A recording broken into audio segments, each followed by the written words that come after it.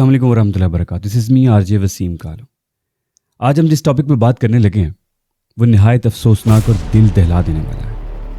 ایک شخص جو ایک نامور تاجر بھی تھا, ایک شخص کہ جو ایک کروڑوں کا بزنس کر رہا تھا, ایک شخص کہ جس کا لین دین 1 ارب تک پہنچ چکا تھا, اس نے اپنے 4 بچوں اور 2 بیویوں کو قتل کر دیا. اس کے بعد خود کو بھی گولی مار لی.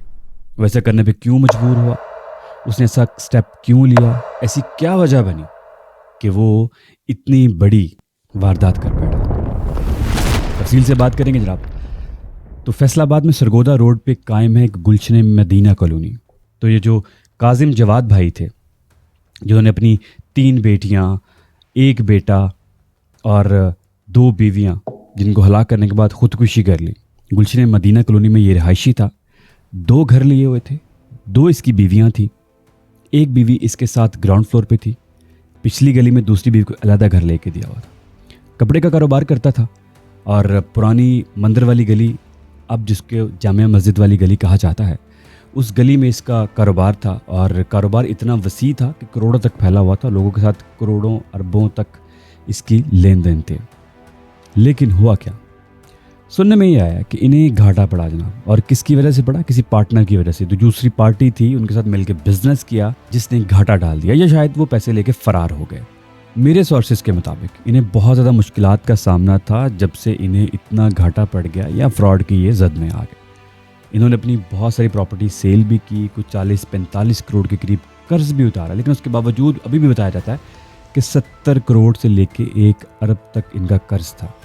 اور یہ کوئی عام دکاندار نہیں تھا, یہ کروڑ پتی دکاندار تھا, کاروباری شخص تھا, بزنس مین تھا, تاجر کہتے ہیں.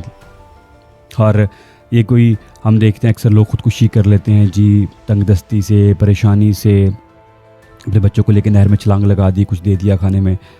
یہ وہ سین نہیں تھا. ان کا کروڑوں کا کاروبار تھا, کروڑوں کے قرضے تھے.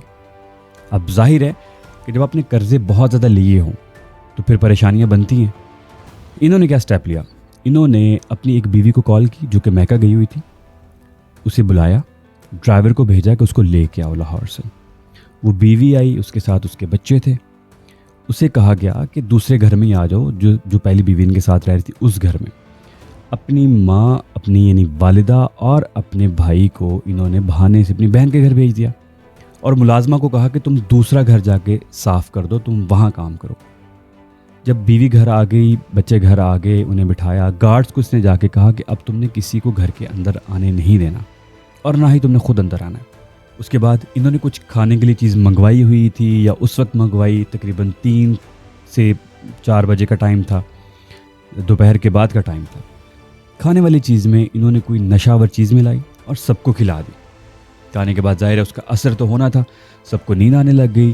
تو بھائی صاحب نے کہا جی کہ آپ جا کے سو جائیں اپنے اپنے کمروں میں.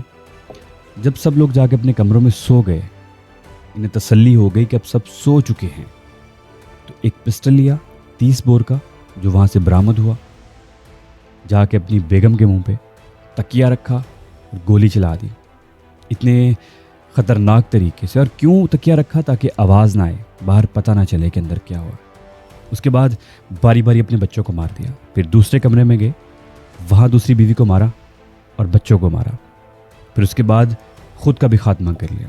ڈیڈ باڈی کے پاس پسٹل بھی برآمد ہوئی. ان کے بھائی کے مطابق جو پولیس کو انہوں نے بیان دیا ہے کہ مجھے ڈرائیور نے کال کی کہ آپ کے بھائی نے یہ جو ہے واقعہ یہاں پہ کر دیا ہے. اور وہ گھر پہنچا, پولیس آئی. اب پولیس جو ہے وہ تحقیقات کر رہی ہے, ڈرائیور سے بھی کر رہی ہے, گارڈ سے بھی کر رہی ہے. 100 مسئلے اور بھی نکل سکتے ہیں, قتل بھی ہو سکتا ہے, اور ہو سکتا ہے خودکشی کا رنگ دیا جائے. یہ تو بعد میں پتہ چلے گا جب پولیس اپنی تحقیقات مکمل کر لے گی. لیکن یہ واقعہ کرنے کی سب سے بڑی وجہ کیا تھی؟ کچھ لوگ کہتے ہیں گھر میں لڑائیاں جھگڑے, ایسا کچھ بھی نہیں. وجہ صرف اور صرف لون تھا, اور اتنا بڑا لون کہ لوگوں کا 1 ارب تک لون تھا. اب آپ دیکھیں کہ ہم نے کسی کا 2 لاکھ 3 لاکھ دینا ہم پریشان ہو جاتے ہیں, اور جس نے کروڑوں دینے ہوں یا پھر ارب تک اماؤنٹ دینی ہو, ایک چھوٹی اماؤنٹ نہیں ہے. ڈپریشن کا شکار تو ہوگا, پریشانیوں کا شکار تو ہوگا. لیکن مسئلہ یہاں پہ یہ ہے کہ کیا اس کا حل یہی تھا؟ کیا حرام موت ہی اس کا حل تھا؟ کیا یہی سوچ کے انہوں نے یہ خودکشی کر لی کہ بس ایسی میری جان چھوٹے گی؟ اور بیوی بچوں کو بھی اس لیے مار دیا کہ سارا کچھ ختم ہو جائے میرے ساتھ ہی. پتہ نہیں کیا کر کے گئے ہیں. اللہ سے پناہ مانگنی چاہیے, اللہ سے ہدایت مانگنی چاہیے, اللہ ہمیں ایسی حرام موت سے بچائے, اللہ ہم سب کو ہدایت دے, اور اللہ ہم سب کو ایسی پریشانیوں سے بچائیں کہ انسان اتنا بڑا سٹیپ لینے پہ مجبور ہو جائے.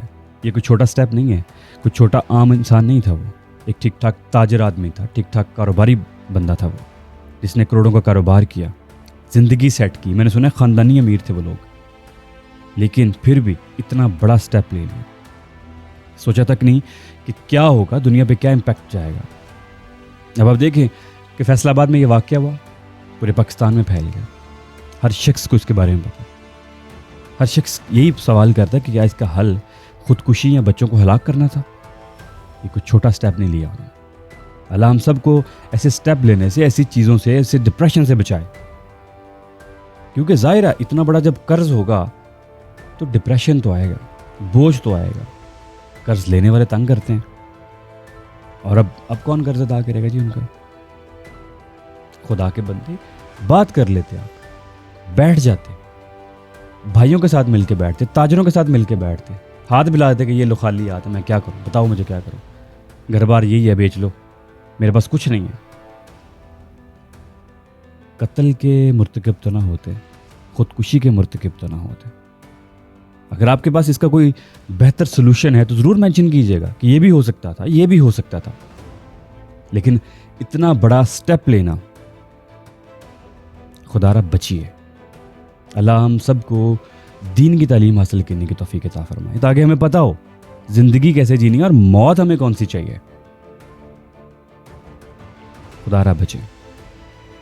بہت سے لوگوں نے اس کے اوپر ویڈیوز بنائی ہیں, میں نے تفصیل کے ساتھ اس لیے بنائی کیونکہ بہت قریب کے سورس سے مجھے بہت ساری باتیں پتہ چلی, تو میں نے کہا تفصیلاً میں یہ ویڈیو بنا دیتا ہوں تاکہ سب کو پتہ چلے کہ اصل بات کیا تھی, اصل معاملہ کیا تھا. اللہ پاک ہم سب کو ہدایت دے. آپ سن رہے تھے آر جے وسیم کہلوں کو لائیو فرام اردو آواز, میرے فیس بک پیج پہ, یوٹیوب پیج پہ, اور ضرور میرے پیج کو اور سبسکرائب کیجئے, میرے چینل کو سبسکرائب کیجئے تاکہ آئندہ کوئی بھی آنے والی معلوماتی ویڈیوز آپ تک پہنچ سکے. السلام علیکم ورحمۃ اللہ وبرکاتہ.